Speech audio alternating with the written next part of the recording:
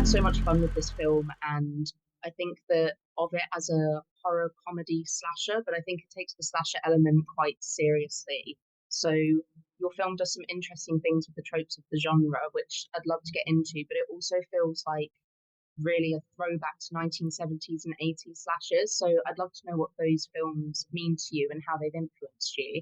Well, it is a throwback to the sort of 70s and 80s slashers that unfortunately I saw way too young. Some of them, including like Texas Chainsaw Massacre, when I was far too young to ever just.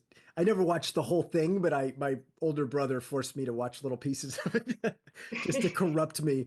And then films that were like candy, like Friday the 13th and Halloween and Nightmare on Elm Street. And there were just so many um, teen-based slasher movies back then. And I wanted to, and so many of those movies are remade for kids today. And it's like guys my age or Gen X are like writing the remake or writing the sixth or seventh or eighth or ninth or tenth or whatever sequel to it. And I feel like Gen Z doesn't have their own slasher movie. So I wanted to write something that I think that adults would love because it feels nostalgic, but also something that feels very present and meaningful to today for a younger generation. I think in an interesting way, it is the first kind of Gen Z slasher that genuinely feels like it wants to do that.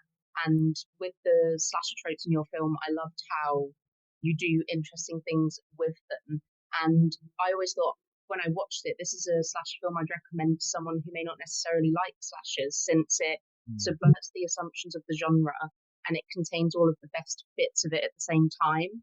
Very palatable, I think, again, for a Gen Z audience. So I'd love to know what you enjoy about challenging people's expectations. Well, I absolutely love people who are not horror aficionados coming to see my movies in general. I know so many people that did not see Tucker and Dale because they were afraid to see how bloody and gory it might be, and then they see it and they go, I love this movie." And the same goes for this. I had people come to a premiere we did in Vancouver last night, and several people, friends of mine, they're like, "I'm not a horror person, but I'll come see it for you," and walked out of there going, "I love this movie." And horror fans also saying they Mm. adore this movie. So I think it's kind of like a gateway horror. I like I said, I was corrupted at a young age with so many horror movies. But I would love if someday, some director is talking to someone like you and saying, when I was 12 years old, I snuck in and saw Clown in a Cornfield, and I thought I have to, I have to become a director, and I have to do something like that in my life because, I mean, that's my goal is to have some of those images sear into people's brains as their first horror experience. That's amazing. And you know what? I think those kind of films, they can maybe sear into people's minds in the wrong way. And what I really enjoyed about your film is, don't get me wrong, it's bloody, but it doesn't, from my view, engage in a lot of the exploitative and often gendered violence, which some of these classic films have, you could argue that they do. So was this something that you were aware of when you were making the film, or is it just it didn't happen for you? Well, I'm trying to make a film that I want to see, right? Mm. And I'm making these are, I guess the reason why some directors are different than others is I hope any director is making the film that they want to go see and doesn't exist yet. And I love joy. I love feel it coming out of a film and feeling uplifted. And even the kills in this, they could be quite grisly, but there's some sense of like fun with it, Yes. And I guess first and foremost, if I'm going to see a movie, I want to have a good time. And so Mm. I don't want to be miserable watching my movies. And I'll go see some movies that make me kind of miserable, and I'll be like, all right, well, that was pretty deep and uh, really affected me.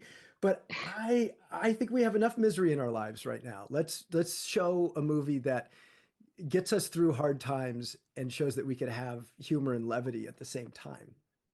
I couldn't agree more. I really got that from your film, and it does the laughs very well, and it does the horror very well. So, what draws you to always wanting to blend terror and comedy? And as a secondary question, would you whether want to do straight up horror or a straight up comedy, or is it always going to be blended Well, for you?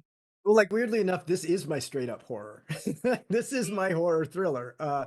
That I see these areas where the comedy feels true to what would happen. It mm, feels it feels organic to the story, and I kind of can't resist putting in elements of comedy into my horror film. So when you say, would you do just a straight horror film? I don't know if I could. I have to make the film mm. that makes me excited, that makes me smile. And, I probably, if I did something that was really, really dark, there'd be like, well, it was kind of funny too, And it's just like, well, I tried doing a really dark film. It just happened to be kind of funny. I love that about your films, though. I think, especially the genres you're working in, fundamentally they're fun and they're entertaining. So Mhm. you achieve those, and it's great. And with the film as well, I found the generational tension aspect really interesting between the younger people who are being and the people who've always lived in the town. So, did you have a particular point of view going into that with the generational tension?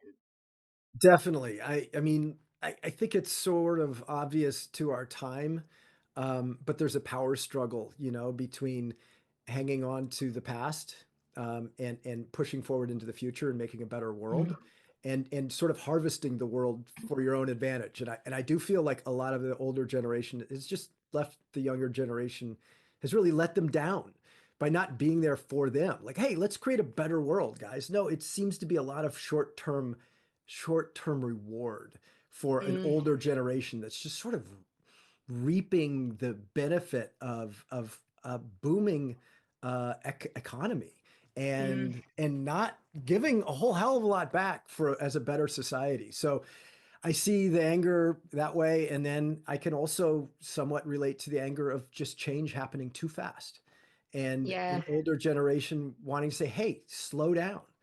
I don't want this to be happening." So I always try to have a point of view in my movies, but I also try to have an antagonist that makes sense. And I think if you saw this movie, I'm telling it from the Gen Z point of view, but if you told it Mm. from the older point of view, you would see that their actions feel justifiable to them.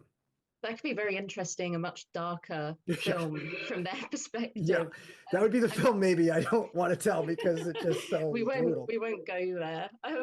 And with the talk about Gen Z, the cast are so fantastic in this film. You can tell they're having so much fun, and I think they strike a great balance between taking it seriously and a little bit of fun excess in their performances. So, how was it working with them, and did they have just the best time on set? I imagine it's very fun. Well, it's hard work, right? And especially for a horror film like this, you're shooting almost all late nights. We're in Winnipeg, Manitoba. It's freezing cold. The weather's brutal. The environment's brutal. You're running through a cornfield and you see it like that, but there's bugs and there's all kinds of, the corn is actually kind of sharp, so people are getting Oh cut when they gosh. run through there, and there's explosions, and it's a hardy industry, and people have to be tough, to be in it. So um, but what I will say is it's very bonding, and every single one of those, I take pride that every single one of those members of the cast are like best friends now for life, and they stay in touch. They're all so excited. Every premiere showing they get to go to, um, they're all pals in the back row cheering Oh, for amazing. their best friend's kill. They argue over who was the best kill in the movie.